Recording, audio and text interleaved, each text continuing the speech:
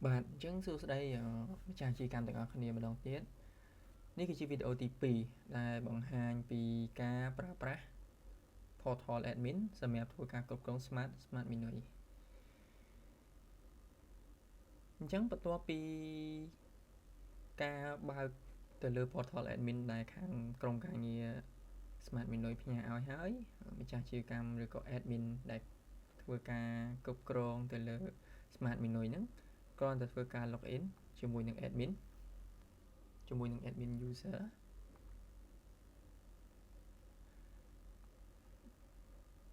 Chẳng user nâng từ tua ba nơi ca bằng hành tên là này class âm pi product platform srop âm pi platform đài low stock âm pi user đài có phong tập ra chẳng khẳng khổm ní cứ chia ly tha ta ấy bạn bỏ dớ chất ở stock chùm nônประมาณ đài miền ca hàng cho ba lon được lại nhỉ hay như sử dụng nông cảm bớt nông cả đăng tha ta Ivana đã dọn stock hay dương thực thương mại chẳng này chúng nói tí muối cứ dương trong và hai pika pra nâng cục rong từ lời user chẳng đâm bay bạc user và cha chi cam thời thừa cả ad chứ ưu tiên hồ thang cha chi cam thừa cả bạc oi trong ca nghĩa sell chẳng thừa cả bạch chỗ chỉ username thừa cả bạch chỗ chỉ password hai nâng role chẳng bà sân chỉ sell lên con cứ chia sell có đa tôi chia tôi thì chia sell thế nhưng anh đã rồi có sell mà tay bà sân chỉ có miền information pin mà năng admin nhưng anh đã còn admin bàn chẳng này chẳng xem ca lốc cứ system nâng ở lâu ai lốc ta user sell thì xem user admin system mình ở lốc thế đời xa ta admin cứ chỉ user này mình directory không system mình đã chọn bàn chẳng xem ca edit user có dương ai edit bàn được kia hãy trong các này là trong ca như bao dương có click password dương có ai thua ca reset password chun quát từ chỉ password default được không phải hai được không đủ hiệp đi sorry phải hai được không screen được kia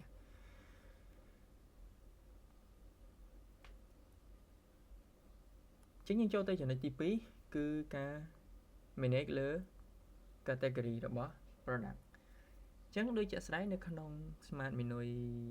store របស់យើងនេះគឺយើងមាន category ចំនួន5ហើយយើងអាចក៏អាចបង្កើត category ថែមយើងក៏អាចបង្កើត category ថែមឧទាហរណ៍ថាយើងបង្កើត category VLP 01ឧទាហរណ៍ហើយនេះគឺឈ្មោះ category ជាខ្មែរតែបើយើងអត់ចង់ប្រើជាខ្មែរទេយើងអាចដាក់ជាភាសាអង់គ្លេសទាំងពីរក៏បានអញ្ចឹងបន្ទាប់ពីការបង្កើត category មកក្នុង category មួយក៏មានការប្រាប់ទៅ user ថាតើប្រភេទទំនិញមួយណាដែលមានទំនិញប្រើប្រាស់រួចហើយអញ្ចឹងកាលណាទំនិញដែលបានប្រើប្រាស់ category នឹងរួចហើយយើងអាចធ្វើការលុប category នឹងបានទេយើងធ្វើការលុបបានតែ category ណាដែលអត់ទាន់ប្រើប្រាស់ចុះទៅចំណុចទី3គឺការគ្រប់គ្រងលើទំនិញចឹងការគ្រប់គ្រងលើទំនិញគឺយើងត្រូវការប្រើរូបភាពប្រើឈ្មោះនិងតម្លៃចឹងឧទាហរណ៍ថាខ្ញុំចង់បង្កើតទំនិញថ្មីមួយយើងមានទំនិញថ្មីមួយចូលក្នុង stock ឧទាហរណ៍ថាឈ្មោះថា A02 ចឹង A02 មាន description បើសិនជាយើងមានយើងអាចបញ្ចូលបានតែបើសិនជាអត់មានទេយើងក៏អាច skip បានដែរ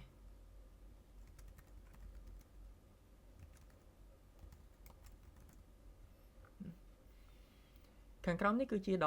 ម្លៃពេញនិងតម្លៃ discount ឧទាហរណ៍ថាទំនិញរបស់យើងលក់ជាធម្មតា$6តែថ្ងៃនេះយើងចង់លក់ទៅ$5.5ទេចឹងកន្លែងនេះយើងវាយតែលេខទេយើងអត់វាយជាសញ្ញាដុល្លារឬក៏ currency ណាមួយទេនេះគឺជា stock តើទំនិញរបស់យើងចូល stock ហ្នឹងគឺចូលចំនួនប្រមាណចឹងឧទាហរណ៍ថាចូលបាន3ចឹងកន្លែងនេះគឺជាកន្លែង upload រូបភាពទី1គឺយើងហៅថា main image ហ្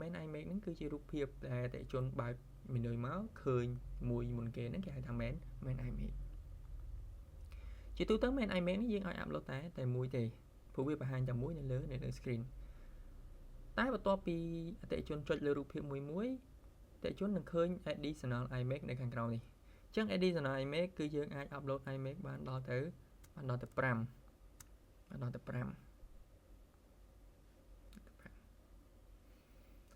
បកមកខាងលើវិញនេះគឺជាកន្លែង select category អញ្ចឹងឧទាហរណ៍ថាខ្ញុំចង់ select យក category IEVVIP នេះហើយខ្ញុំ save អញ្ចឹងបន្ទាប់ពីយើងធ្វើការ save រូបភាពទាំង6 ស្លឹកនឹងធ្វើការ upload ចូលទៅក្នុង product របស់យើង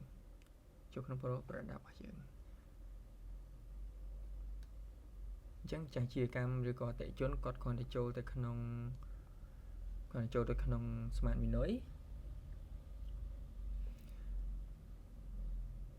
អញ្ចឹងគាត់នឹងឃើញ product ថ្មីមួយដែលចេញមកហើយមានតម្លៃពេញនិងតម្លៃ discount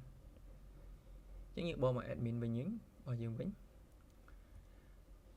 នៅក្នុង product មួយយើងក៏អាចធ្វើការ edit លុបរូបភាពចាស់ដូររូបភាពថ្មីឬក៏យើងធ្វើការកែប្រែទំនិញតម្លៃឈ្មោះបានដោយសេរីអញ្ចឹងណា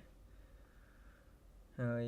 ផងដែរនោះម្ចាស់អាជីវកម្មក៏អាចធ្វើការលុបទំនិញនឹងចេញឧទាហរណ៍ថាទំនិញនេះយើងលែងត្រូវការហើយអញ្ចឹងក៏យើងអាចលុបបានដែរឧទាហរណ៍ថាខ្ញុំលុប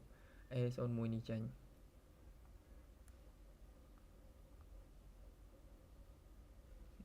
អញ្ចឹងបន្ទាប់ពីយើងលុបចេញអតិថិជនរបស់យើងគាត់នឹងទទួលបាននៅការអាប់ដេតភ្លាមនៅពេលដែលយើងថែមគឺគាត់នឹងបាត់មីនុយពីក្នុងមីនុយរបស់គាត់ហើយអតិថិជននឹងទទួលបានថ្មីនៅពេលដែលយើង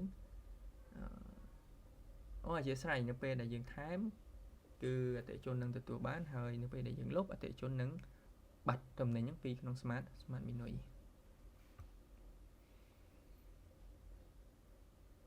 អញ្ចឹងចូលទៅចំណុចទី3 គឺចំណុចទី4តកតងនឹងការ order អញ្ចឹងកន្លែងនេះគឺជា module សំខាន់មួយដែរដែលអតិថិជនធ្វើការកម្មងហើយការ order ហ្នឹងវានឹងចូលមកក្នុង admin portal របស់យើងនៅ Minoy order អញ្ចឹងរាល់ការ order ទាំងអស់គឺមាន status pending ដែលមានន័យថាយើងអត់ទាន់បានបិទការកម្មងនេះទេយើងអត់ទាន់បានដឹកជញ្ជូនឲ្យភ្ញៀវទេអញ្ចឹងយើងអាចចូលមកមើលតើភ្ញៀវគាត់ធ្វើការកម្មងអីគេខ្លះហើយគាត់កម្មងទៅទីតាំងណាហើយ profile Telegram គាត់មាន username អីមានលេខទូរស័ព្ទអីមាន user ID អីអញ្ចឹងយើងមាន profile ឬក៏ព័ត៌មានរបស់អតិថិជនគ្រប់គ្រាន់ក្នុងការ support របស់គាត់អញ្ចឹងបើសិនជាអីវ៉ាន់ទាំងអស់នេះអាចរៀបចំបានហើយនឹងអាចដឹកជញ្ជូនចេញដល់អតិថិជនបានហើយ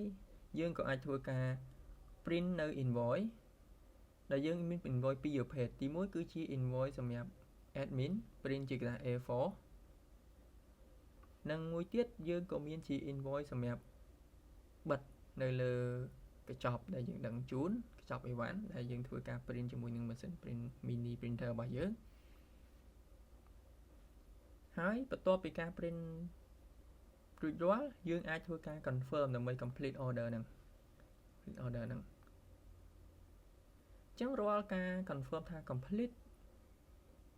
stock នឹងត្រូវបានកាត់ចេញពី system អីវ៉ាន់នឹងត្រូវបានកាត់ចេញពី system អញ្ចឹងនេះគឺជា module នៃការប្រើប្រាស់ Smart Minoy ពី admin portal ហើយនៅខាងក្រោមនេះគឺមាន Google Map បើសិនជាយើងចង់ share Google Map នឹងទៅកាន់ delivery ថាដឹកទៅដល់ណាយើងអាចបើក Google Map នេះនៅកន្លែងនេះហើយយើងនឹងទទួលបាន real map real location នៅលើ Google Map ហើយយើងអាច share យើងអាច copy ឬក៏យើងអាច share ហ្នឹងទៅកាន់ delivery man របស់យើងដើម្បីធ្វើការដឹកជញ្ជូនឲ្យត្រូវគោលដៅ